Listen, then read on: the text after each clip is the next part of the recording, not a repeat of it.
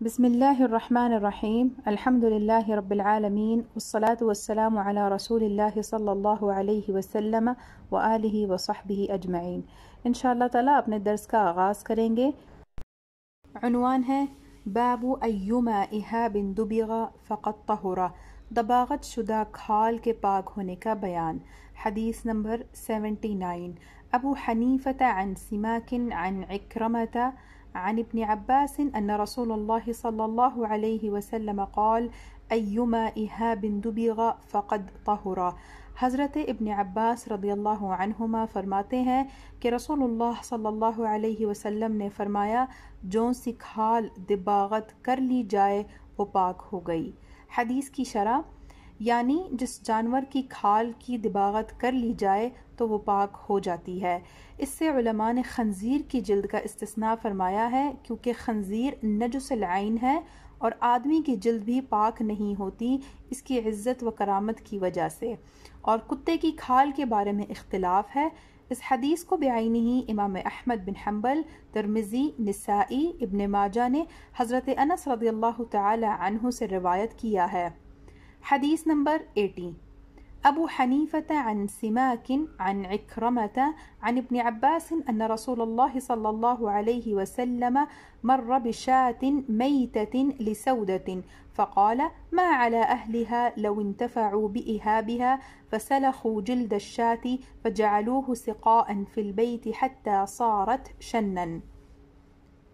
حضرت ابن عباس رضی اللہ عنہما فرماتے ہیں کہ رسول اللہ صلی اللہ علیہ وسلم نے حضرت سودا کی ایک مردہ بکری کے پاس سے گزرے۔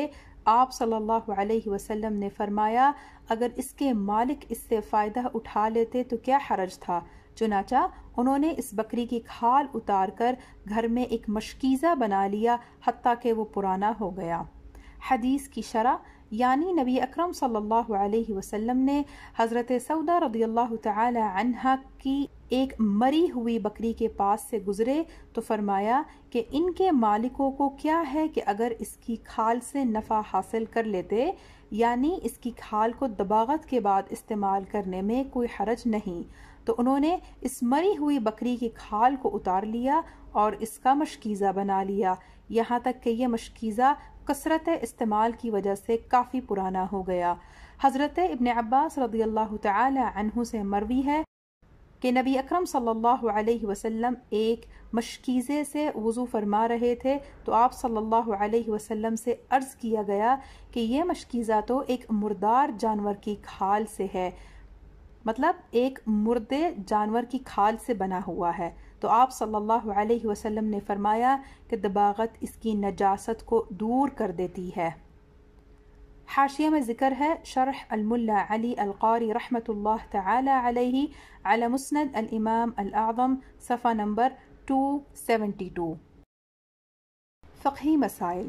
مسئلہ نمبر 1، سور کے سوا ہر جانور حلال ہو یا حرام جبکہ ذبح کے قابل ہو اور بسم اللہ کہہ کر ذبح کیا گیا ہو تو اس کا گوشت اور کھال پاک ہے کہ نمازی کے پاس اگر وہ گوشت ہے یا اس کی کھال پر نماز پڑھی تو نماز ہو جائے گی، مگر حرام جانور ذبح سے حلال نہ ہوگا، حرام ہی رہے گا۔ حاشیہ میں ذکر ہے، الفتاوی الخانیہ، کتاب الطہارہ، فصل فی النجاسۃ التی تصیب الثوب، جلد نمبر 1، صفحہ نمبر 11۔ مسئلہ نمبر 2، سور کے سوا ہر مردار جانور کی کھال سکھانے سے پاک ہو جاتی ہے، خواہ اس کو کھارے نمک میں وغیرہ کسی دوا سے پکایا ہو یا فقط دھوپ میں یا ہوا میں سکھا لیا ہو اور اس کی تمام رطوبت فنا ہو کر بدبو جاتی رہی ہو کہ دونوں صورتوں میں پاک ہو جائے گی، اس پر نماز درست ہے۔ مسئلہ نمبر 3، درندے کی کھال اگرچہ پکا لی گئی ہو، نہ اس پر بیٹھنا چاہیے نہ نماز پڑھنی چاہیے کہ مزاج میں سختی اور تکبر پیدا ہوتا ہے۔ بکری اور مینڈھے کی کھال پر بیٹھنے اور پہننے سے مزاج میں نرمی اور انکسار پیدا ہوتا ہے۔ کتے کی کھال اگرچہ پکا لی گئی ہو یا وہ ذبح کر لیا گیا ہو، استعمال میں نہیں لانا چاہیے کہ ائمہ کے اختلاف اور عوام کی نفرت سے بچنا مناسب ہے۔